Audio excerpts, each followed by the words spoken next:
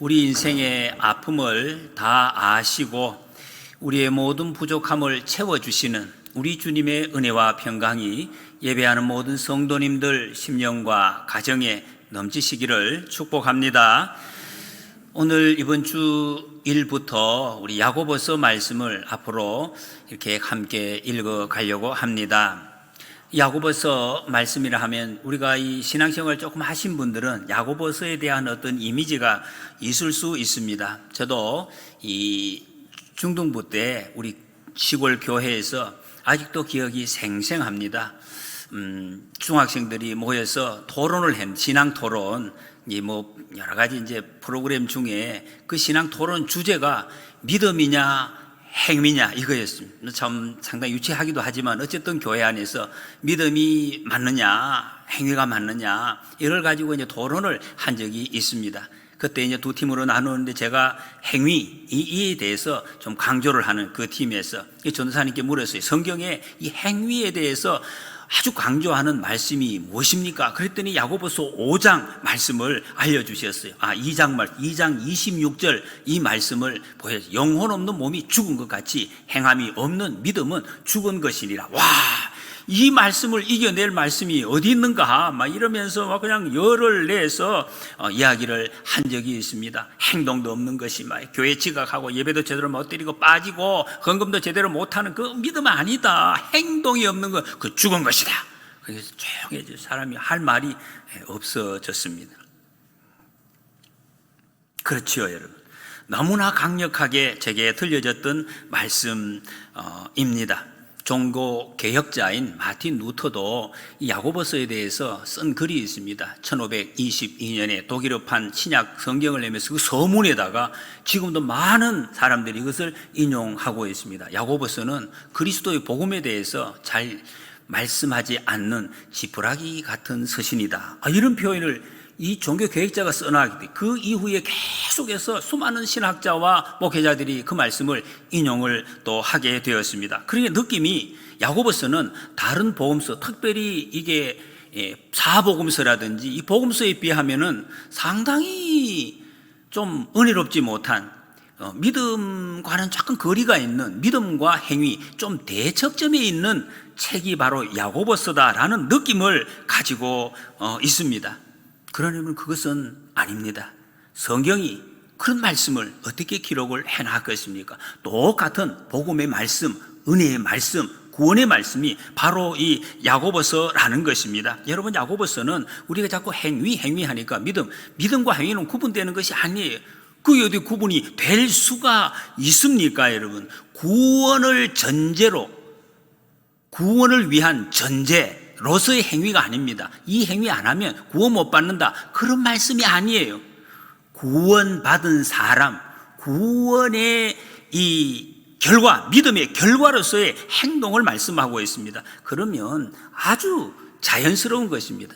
어제도 우리 교회 결혼식이 있었습니다. 우리 권사님 아들 결혼식이 있었는데 두 사람 신랑 신부가 제가 왜 결혼하느냐 물어봤더니 너무 마음에 들고 행동이 내가 도저히 같이 살지 않으면 안 되는, 계속해서 내가 도와줘야 되겠고 이런 이제 좋은 이야기들을 많이 하십니다. 그렇게 계속 보니까 손을 계속 잡고 있어요. 식장에 놓을 수가 없어. 손 잡고 이런. 그만큼 두 사람이 사랑하고 신뢰하니, 여러분 사랑하고 신뢰하는 결혼이 됐어요. 지금 어디 뭐가 모르고는 이제 저쪽에 비행기 타고 여행지에 지금 가고 있는데, 여러분 사랑한다고 신뢰한다고 결혼을 했으면 거기에 나타나는 결과가 무엇입니까? 그 결과와 사랑을 분리할 수 있습니까? 사랑하면 손을 잡고 뽀뽀도 하고 이렇게 여행도 가고 하는 거예요. 근데 사랑을 하는데 손 잡자 그러면 우리 손 안 된다. 또 뽀뽀하자 하는데 아니다, 우리 뽀뽀 안 해도 나는 사랑하는 마음이 깊이 있기 때문에 우리는 뽀뽀 필요 없다, 안 해도 사랑한다. 이상하잖아요. 우리 이상한 거죠. 비정상적인 거. 사랑하면 말하지 않아도 저절로 손을 잡고 뽀뽀하고 여행도 가고 하는 것입니다. 이거는 지극히 정상적인 자연스럽게 이어진, 예수님을 사랑하고 예수님을 믿는다 하면 자연스럽게 나타나는 믿음의 행위가 따라오는 것입니다. 그걸 무슨 뭐 행동이다 아니다 그렇게 이야기할 토론할 주제가 사실은 아니라 하는 것입니다. 여러분, 야고보서를 우리가 같이 읽어가면서 하나님의 그 복음의 깊은 진수, 그리고 우리의 신앙이 더 성숙되는 이런 은혜의 시간이 되시기를 소원합니다. 야고보서의 기록자는 야고보입니다. 그래서 야고보서라고 이야기를 합니다. 야고보가 누구인가 하는 것은 좀 논란이 있습니다. 왜? 성경에 야고보라는 사람이 많이 나오기 때문에. 이스라엘 나라 사람들 중에 야고보라는 이름이 우리나라 김씨, 이씨, 박씨처럼 많습니다. 사람들이.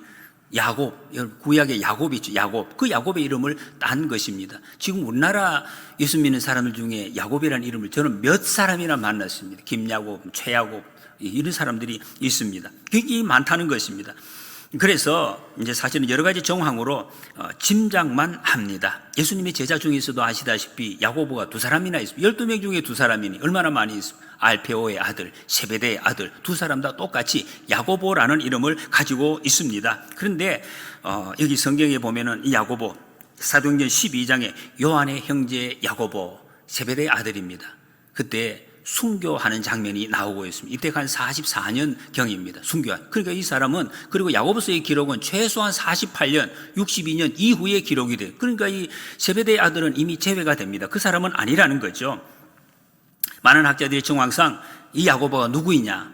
야고보서의 기록자가 예수님의 동생, 예수님의 육신의 동생 야고보로 모든 이 학자들이 이야기를 하고 있습니다. 그리고 이 야고보는 사도 바울이 갈라디아 2장에 보면 교회의 기둥같이 여김을 받는 사람, 그러니까 교회에 아주 중요한 사람으로 섬겼던 사람, 이렇게 기록을 합니다. 사도행전 15장에 보면 예루살렘 공의회가 모입니다. 처음으로 초대 교회들이 모인 이때에 의장 같은 역할을 합니다. 그 당시에 뭐 의장이 제대로 없었는데도 회의를 주도하는, 그러니까 교회에 굉장히 큰 영향력을 미쳤던 사람으로 보여지고 있습니다. 그런데 이 야고보가 예수님 동생이면, 여러분, 태어날 때부터 예수님 만났을 거예요. 태어나니까 예수님이 자기 눈앞에 있었잖아요.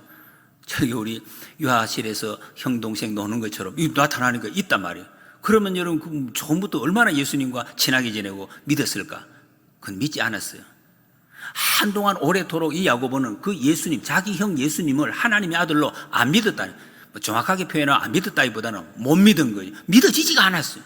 아니, 내하고 같이 집에서 밥 먹고 사는데 어떻게 하나님의 아들이냐 말, 그리스도냐, 안 믿어졌다 하는 것이. 예수님이 안식일에서 회당에 이제 있어 말씀을 가르치는데, 그때 마가복음 6장에 이런 일이 있습니다. 이 사람이 받은 지혜와 그 손으로 이루어지는 이런 권능이, 예수님과 권능을 나타냈잖아요. 지혜가 놀라웠단 말이에요. 그런데 이것이 이 사람이 어찌 됨이냐? 이 사람 마리아의 아들 목수가 아니냐? 예수님이 권능을 봤어요. 대단했어요. 기적을 베푸시는데 이 말씀이 놀라운데, 그런데 아니야. 아무리 기적이 나타나도, 아무리 놀라운 말씀 아니야. 마리아의 아들 목수 아니냐 말이에요. 아니, 내가 저 목수집에 가가지고 무슨 이거 고쳐주세요, 저거 고쳐주세요 다 했는 사람, 태어날 때 다 봤는데, 젖 먹고 같이 딱지티하고 노는 걸 다 봤는데, 그래도 아닐 거야. 어디서 저게 대충 해서 할거지, 이런 식으로 자꾸 생각이 되어졌다는 것입니다. 동네 사람들, 같이 자랐던 사람들이 예수님을 하나님의 아들로 참 받아들이기가 어려웠다는 거예요. 왜 그랬어요? 친하기 때문에. 여러분, 친한 사람이 유명해지고 똑똑해지면 그거를 이 사람 죽을 때까지 부인하더라고요. 그런 사람이 주위에 있죠, 여러분. 어릴 때 코를 흘렸다고 계속해서 이 사람이 사회에서 중요한 역할을 하고 있는데, 그 사람 말만 나오면은 아니야, 걔는 이렇게 자꾸 이야기를 하려고 한단 말이에요. 야고보가 그랬습니다. 주위의 이웃 사람들이 그러면, 아니, 우리가 아는 사람이 어떻게 메시아가 될 수가 있는가 받아들이기가 매우 어려웠다는 것입니다. 마가복음 6장 3절에 보면 야고보와 요셉과 유다와 시몬이 형제가 아니냐, 그의 누이들이 우리와 함께 여기 있지 아니하냐 하고 예수를 배척한지라 그랬어요. 여기 제일 처음 나온 이름이 야고보입니다. 예수님의 동생, 그게 첫 번째 동생이라는 말이에요. 육신의 동생으로 첫 번째 동생. 너무나 잘 알고, 동생들 이름도 다 아는데 어떻게 메시아가 될 수가 없다라고 생각을 했습니다. 여러분, 우리도 예수님 잘 알기를 원합니다. 예수도 알기 원하네. 얼마나 우리가 기도합니까? 여러분, 정말 예수님 잘 알기를 원하는 마음이 진실인가? 예수님 잘 알면 내가 예수님을 잘 믿을 수 있을까? 한번 다시 깊이 생각을 해 보아야 됩니다. 그게 진짜인지. 여러분, 이 사람들은 예수님 잘한다고 생각해. 정말 더 이상 나보다 더 잘하는 사람 없다. 내가 다 봤다, 어릴 때부터. 특히 동생들은 잠자는 것까지 다 봤는데, 잠잘 때 어떻게 자는 것까지 다 봤는데, 너무 내가 알기 때문에 이건 아니다, 이렇게 판정을 내렸어요. 배척했다 그랬습니다. 여러분, 사실 예수님을 참으로 잘 아는 것이 아니었지요. 어떻게 아는 것이면 자기 생각대로, 자기 생각, 내 생각대로, 내가 받아들이는 내 머릿속의 상으로 예수님을 받아들인 것이, 원래의 그 예수님을 모르고 근데 자기는 다 안다고 생각을 했습니다. 우리도 그럴 수 있습니다. 예수님을 잘 안다고. 혹시 그런 분 계십니까? 나 예수님 잘 안다고, 책도 많이 받고 많이 들어가지고 예수님이 잘 안다고. 진짜 예수님을 모를 수 있습니다. 이거 참 주의해야 됩니다. 우리 속에 가지고 있는 이 예수님의 상이 정말로 성경에서 말씀하시는 예수님인지 늘 우리가 확인을 해야 된다. 진짜 예수님이 누구신가? 예수님은 여러분, 성경에 분명한 말씀이 있습니다. 우리와 항상 함께 하시는 예수님, 죄인된 나를 구원해 주시고 내 부족함을 채워주시고 힘 주시고 지켜주시고 인도해 주시고 영원토록 나와 함께 하시는 예수님, 나를 위로하시고 나를 이끌어 주시는 예수님, 이분이 우리 예수님이십니다. 그리고 우리 속에 예수님의 모습이 온전히 채워질 수 있도록 우리에게 소망을 주시는 분, 그분이 예수님이십니다. 근데 이런 것을 자꾸 놓치고 있습니다. 예수님의 형제 관계가 어떻겠습니까? 유대사회의 여러 문화를 보면 사실 우리 한국 문화와 굉장히 비슷한 점이 많습니다. 그러니까 어릴 때부터 이 큰형님, 큰행님이 아마 말씀을 잘 들어요. 정상적인 형제 관계 같으면 당연히 말을 잘 듣죠. 말 듣고 순종하고 존경했을 것입니다. 그런데 문제가 발생해요. 예수님이 30세쯤 되었을 때에 예수님이 공생애를 시작하시니까 집에를 잘 안 들어요. 식사하실 겨를도 없을 정도로 바빴다 그랬습니다. 밖으로 자꾸 나다니고 집에는 안 들어오고, 전에는 막 집에서 아버지의 가업을 이어서 마지처럼 행동을 했는데 이제 아니라는 거예요. 이상하다. 그 나중에 어떻게 형제들이 미쳤다 그래서 우리 형님 저거 조금 정상이 아닌가 보다. 마리아는 그래도 어릴 때에 뱃속에서부터 천사를 통해서 들은 말씀이 있어서 뭔가 기억을 하고 있는데, 이 동생들은 그런 게 아니고 날 때부터 자기 눈앞에 자기 형님이 있었단 말이에요. 그러니까 이게 이상하게 생각이 아주 복잡하게 되었습니다. 밖으로 나다닌 요한복음 7장에 보면 이런 말씀이 있습니다. 그 형제들이, 예수님의 형제들이 예수께 이르되 당신이 행하는 일을 제자들도 보게 여기를 떠나 유대로 가소서. 유대로 가시라고. 스스로 나타나기를 구하면서 묻혀서 일하는 사람이 없나니 이 일을 행하려 하여 자신을 세상에 나타내소서 하니 이는 그 형제들까지도 예수를 믿지 아니함일러라 그랬습니다. 형제들이 자기 큰 형님에게 이래 이야기를 했어요. 요즘으로 말하면 형님이 딱 보니까 참 뭔가 하게 지금 보입니다. 능력도 있고 말씀도 잘하시니 요즘으로 말하면 여의도로 가세요. 지금 여기 지방에서 썩고 있을 형님이 아닙니다. 유대로 가시라. 가서 많은 사람들에게, 제자들에게 좀 드러내 보이고 한번 출세하세요. 이것은 진정으로 마음에서 아마 그런 것도 아니고, 그런데 예수를 믿지 아니하밀러라 그래서 믿은 것은 아니에요. 하나님의 말씀 아들로 믿지는 않고 그냥 한번 드러내 보시라고 이렇게 동생들이 이야기했습니다. 그랬던 야고보, 그 앞에 아마 야고보가 제일 앞장섰지 않았겠습니까? 가장 큰 이제 또 동생이니까. 근데 오늘 본문에서 예수님을 이렇게 표현합니다. 하나님과 주 예수 그리스도의 종 야고보. 여러분, 이 말씀은 그냥 무슨 이론적으로 나온 게 아닙니다. 자기 볼 것 다 보고 겪을 것을 다 겪고 나서 온 마음의 삶에서 그냥 쏟아내는 말입니다. 예수 그리스도의 종. 나는 예수님의 종입니다. 여러분, 이거 아니라도 다른 사람들이 다 존경하는 사람, 나 그 예수 동생이야, 이 말 해도 사람들이 다 그냥 굉장하게 알아들을 판인데 그런 표현 안 했어요. 예수 그리스도의 종. 이제는 예수님을 믿는 사람, 나 예수님 믿게 되었어. 그걸 지금 고백하는, 하나님의 아들로 믿게 되었습니다. 예수님은 지금 우리가 지금까지 기다려왔던 메시아, 하나님의 아들이시고 나는 그분의 종입니다. 그분이 말씀하신 대로 순종해야 할 종입니다 하는 것입니다. 여러분, 믿기 전에 야고보는 그렇게 말할 사람이 아닙니다. 야고보가 확 바뀌었습니다. 어떻게 이렇게 바뀌었는가? 오늘 갑자기 이렇게 어떻게 바뀌었을까요? 고린도전서 15장에 보면 이런 말씀이 있습니다. 그 후에 500여 형제에게 일시에 보이셨나니 그 중에 지금까지 대다수는 살아있고 어떤 사람은 잠들었으며 그 후에 야고보에게 보이셨으며 그 후에 모든 사도와 맨 나중에 만삭되지 못한 자 같은 내게도 보이셨느니라. 예수님께서 부활하셔서 한 500여 제자들에게 나타내 보이셨는데 그 중에 12제자 사도에게 보이기 전에 야고보에게 예수님이 먼저 찾아오셨다 보여주셨어요. 여러분, 야고보가 어릴 때 예수님 다 봤죠? 안 믿어졌어요. 근데 예수님이 십자가 사건을 다 봤어요. 고난과 다 지켜보고 부활의 장면을 보고 그리고 부활의 주님을 만났을 때 완전히 변화됐어요. 완전히 변화됐어요. 그리고 이렇게 지금 고백을 하게 되었다는 것입니다. 예수님을 믿게 되었습니다. 예수 그리스도의 종 야고보, 여러분, 이것이 바로 지금 우리의 모습입니다.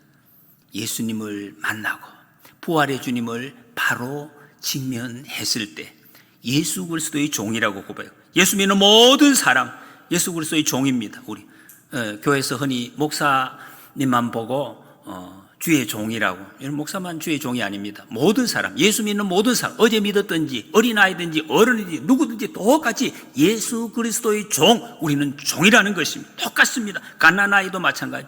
유아실에 있는 우리 친구들, 아이들도 똑같이 예수님의 종이라. 그러니까 예수님의 종은 예수님이 주시는 사명을 감당해야 할 사람들, 감당해야 되는. 아니, 저 아이들이 지금 사명이 뭡니까? 지금 젖 잘 먹고 밥 잘 먹고 열심히 뛰어다니고 엄마 손잡고 따라다니는 거, 소리 지르는 거, 이것이 사명이라는 거예요. 그 사명을 감당하는 것이. 아이들이 여러분 예배당에 가끔씩 정신없이 소리 지르고 쫓아다니는 거, 그거를 미워하면 안 돼요. 자기 사명을 감당하고 있구나, 이렇게 알아들어야 돼요. 그 사명을 감당하는 거예요. 연세 드신 분들, 힘 다 빠지고 다리가 힘이 빠져서 흔들흔들 거리시는 분들, 나는 힘이 없어서 이제 할 일도 없어. 아니에요, 여러분. 하나님이 주신 사명이 있습니다. 그리스도의 종들은 사명이 있어요.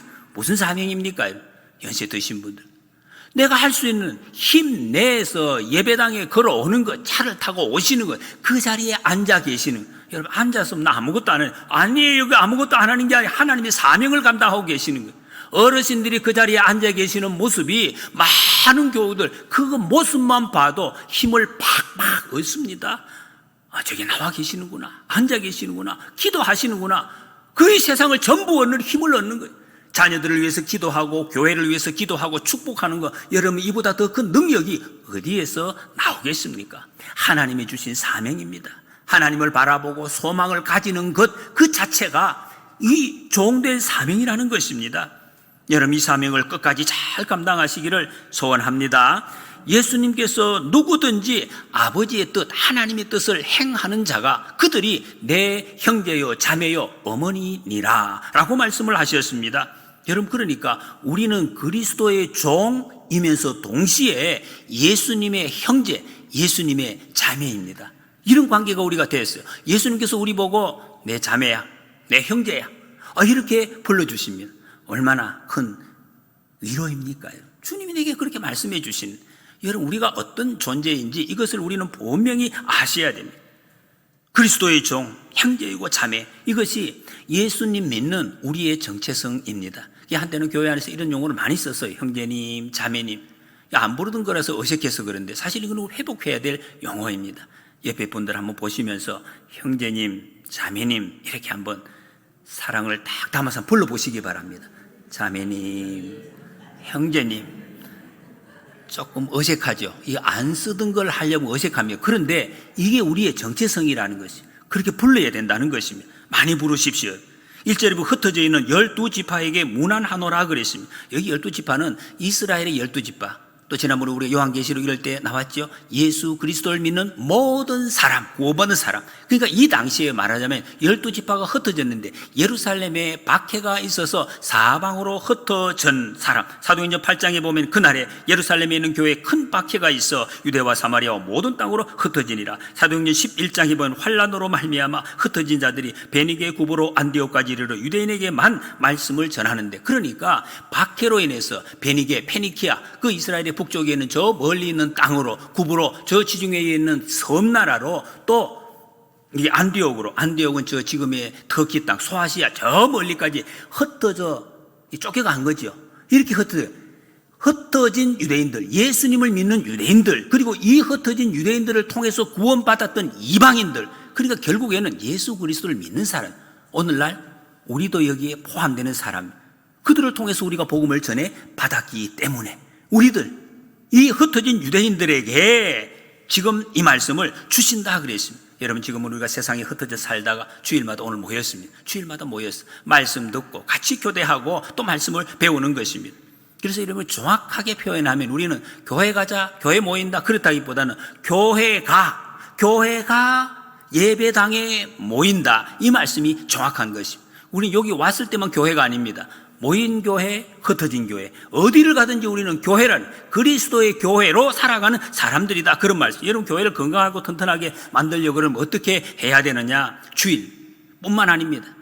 예배 마치 딱 집에 가자, 집에 가는 게 아니, 과연 어딜 가나 월요일부터 토요일까지 계속해서 우리가 찬송한 내용이 있죠. 주의 뜻 받들어 참되게 살아가며 주 말씀 따라서 고난도 슬픔도 이기며 영원에 잇대어 살아가게 하소서. 그런 마음으로 살아가는 사람들, 그 삶이 우리 예수 믿는 사람의 모습입니다. 그러면 교회가 든든하게 세워, 바람 불어도 상관없어요. 세상이 아무리 변해도 아무런 문제를 우리에게 혼란을 끼칠 수가 없습니다. 우리 교회에 어떤 한 안수 집사님이 우리 공부할 때 나눌 때 이런 말씀을 하시더라고요. 집에서 열심히 나름대로 살아가시는데 어떨 때마다 믿음이 약간 약해지는 어떤 그런 순간이 있단 말이에요. 약간 희미해지려고 보이려고 할 때 그 부인 집사님이 평소에는 뭐 남편님, 자기님 이렇게 부르다가 약간 믿음이 좀 약해지려고 하면 안수 집사님 이렇게 부른다는, 안수 집사님 이러면은 갑자기 정신이 바짝 차려야 된다. 그래, 내가 이거 바로 해야 되겠구나. 이런 마음으로 다시 회복이 된다는, 참 중요한 말씀인 것 같아요. 여러분, 우리 직분자들은 그렇게 부르시죠. 안수 집사님 이렇게 부르면은 내가 이거 바로 해야 되겠구나. 그렇죠. 여러분, 그러면은 우리가 어디에 있는지 자기 자신의 정체성을 바로 알면 그 복된 삶인 거죠. 그 길을 계속 걸어가는 거니까 복된 삶을 걸어갈 수가 있고 하나님의 사명을 잘 감당하게 될 것입니다. 반대로 교회를 약하게 만드는 방법은 바로 이것입니다. 이렇게 살지 못하는 거죠. 모일 때만 교회, 이 흩어졌을 때는 내가 교회가, 여기 교회가 아닌데, 여기는 교회가 아니야, 집이야. 아니, 집인데 왜 교회 얘기를 하느냐? 그런 사람들이지. 교회가 아닌데 왜 교회 이야기를 하느냐? 그러면 교회 약해지네. 세상의 시험을 이겨낼 수가 없다 하는 것입니다. 여러분, 우리는 똑같이 교회입니다. 옛날에 그런 이야기가 있어요. 옛날에 다른 교회, 다른 교회, 우리 교회는 제가 한 번도 그런 걸 본 적이 없습니다. 우리 집사님들, 장로님들이 교회 야외에 놀러 갔어요. 그래서 뭐 사람들이 막 북적거리고 많이 있으니까 우리 집사님, 장로님들, 여기는 교회가 아니에요. 교회가 아니기 때문에 이제부터 집사, 장로라고 부르지 맙시다. 사장님, 부장님, 그렇게 불러요. 그래가지고 그냥 같이 하자고. 뭔가를 아주 모르시는 분들이죠. 참 안타까운 분들입니다. 여러분, 그건 교회가 아닙니다. 그래서 그런 것이 아니에요. 어디에나, 학교에서나 직장에서나 일터에서나 놀러 갈 때나 언제든지 그곳이 교회, 내가 교회라는 것입니다. 하나님의 뜻대로, 주 뜻대로 주와 함께 살아가는 것, 모든 일을 하나님이 주신 일, 사명으로 감당하는 것, 그 교회입니다. 우리가 그 길이 복된 길이고 진리의 길이고, 그게 바로 우리가 기도하는 열린 길이 그 길입니다. 하나님께서 모든 것을 도우시고 인도하시고 하나님의 놀라운 기적의 역사를 베풀어 주시는 길, 바로 그 길이 우리가 힘써야 할. 그래서 여러분, 우리가 힘써야 할 게 뭐냐? 바로 이것이 모이는 게 중요합니다.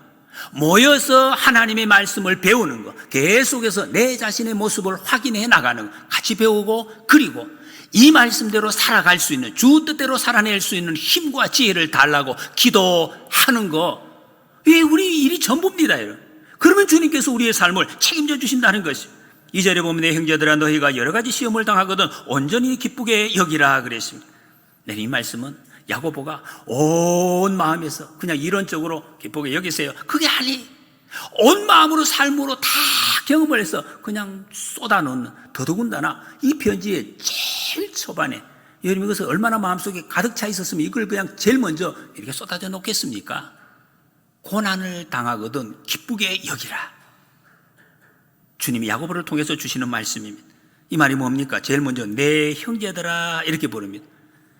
아유, 저 예수님의 동생, 예수님의 제일 밑에 첫 번째 동생 대단합니다. 좋겠습니다. 다 그러겠죠. 근데 그게 아니라 나만 예수님의 형제가 아닙니다. 여러분들도 똑같이 예수님의 형제들입니다. 예수님의 자매들입니다. 지금 그 말씀을 하고 있는, 나는 그런 형제가 아니에요. 똑같습니다. 여러분들하고. 야고보는 지금 바로 시험에 대해서 시험. 이거는 유혹이라는 뜻도 있고, 또 테스트, 연단할 이런 뜻도 있습니다. 삶의 시련이라는 것이. 시련 있으십니까? 다 있습니다. 시련 없는 인생은 없다. 이미 우리가 경험으로도 다 알고 있어요. 성경이 다 있습니다. 아담과 하와가 범죄한 이후에 인생에 찾아온 것이 바로 이것입니다. 시험, 시련 계속해서 있습니다. 시련이 없는 인생이 있는가? 예수 믿으면 시련 다 사라진다. 늘 이제 기쁘게 즐겁게, 그런 분이 가끔씩 말씀하시는 분들인데 그 거짓말하고 있는 거예요. 순간적으로. 그런 일이 어디 있습니까, 여러분? 내가 예수님을 믿었다고 모든 시련이 없어지고 행복하다, 그런 일은 없어요. 동시에 있는 거예요. 예수를 믿든 믿지 않든 기쁨이 있고 시련이 있고 같이 있는 것입니다. 어린아기를 낳았을 때에 그 기쁨을 여러분 어떻게 말로 다 표현할 수가 있습니까? 온 천지 사방에 온 집안이 다 들어서 기뻐합니다. 그 얼마나, 또 한편으로는 그것이 얼마나 큰 고통입니까? 임신하고 아이를 낳고 육아하는 과정이 얼마나 힘이 드냔 말이에요. 같이 다 있어요. 같이 다 있다는 것입니다. 여러분, 이것을 갖다가 아니라고 그렇게 할 수는 없는 것입니다. 여러분, 그런데 이게 중요한 것은 여기에 여기라 하는 말씀, 기쁘게 여기라. 안 기쁜 점도 있어요. 근데 기쁘게 여기라는 것은 우리의 감정, 정서적으로 감당할 수가 없다는 말씀이에요. 의지적으로 그렇게 여기라. 어려움이 왔다, 환난이 왔다, 연단이 왔다 그러면 잘 오셨습니다, 환영하라는 것이. 의지적으로 그렇게 반응을 하라. 이 반응이 중요합니다. 우리 인생은 모든 것이 하나님이 만드신 모든 상황과 그 피조물에 대해서 내가 어떻게 반응하는가에 따른 결과가 지금 내 인생이라. 우리 인생이 그렇게 지금 세워져 가고 이끌려 간다는 것입니다. 여러분, 어떻게 여러분 삶을 반응하고 계십니까? 우리 시편 19편에 보면 다윗이 하나님이 만드신 모든 피조물을 보면 하늘과 바다, 땅과 바다, 방과 나설 이런 거 보면서 그게 그렇게 반응을 합니다. 소리도 없고 들리는 소리도 없고 보이는 것이 아닌 것 같은데 거기서 소리를 듣습니다. 하나님의 음성을 들어요. 미소를 짓고 계시는 하나님의 얼굴을 봅니다. 똑같은 상황 속에서. 그리고 하나님께 감사하고 찬송하고 영광을 돌린다는 것입니다. 여러분, 반응이 수많은 사람 중에 이렇게 다릅니다. 이 반응을 어떻게 하느냐에 따라서 시인이 되고 무지한 사람이 되기도 합니다. 시편 8편 1편에 보면 여호와 우리 주의 이름이 온 땅에 어찌 그리 아름다운지요. 주의 영광이 하늘을 덮었나이다. 이것이 보였어요. 똑같은 하늘을 보면서 꿀과 송이꿀보다 더 달도다. 달달한 맛을 하나님의 말씀을 통해서 느끼고 있습니다. 반응을 그렇게 하는 거죠. 똑같은 말씀 안에서. 여러분, 어떻게 하나님의 말씀을 반응하십니까? 예수님 만난 사람은 이렇게 반응하는 방법을 배워가는 것입니다. 말씀을 들으면서 육신을 가진 인간이 보이지 않는 하나님을 어떻게 반응해야 하는지 배우는 것, 이것이 여러분 신앙생활이 하나님의 말씀 공부입니다. 지금 여러분 5월을 많은 사람들이 계절의 여왕, 화려한 계절, 정말 화려합니다. 여러분, 얼마나 세상이 화려합니까? 지금 밖에 나와서 고기만 들면 세상이 이렇게 해서, 아까도 권사님이 제게 꽃이 기가 막히게 제가 이거 만들었습니까?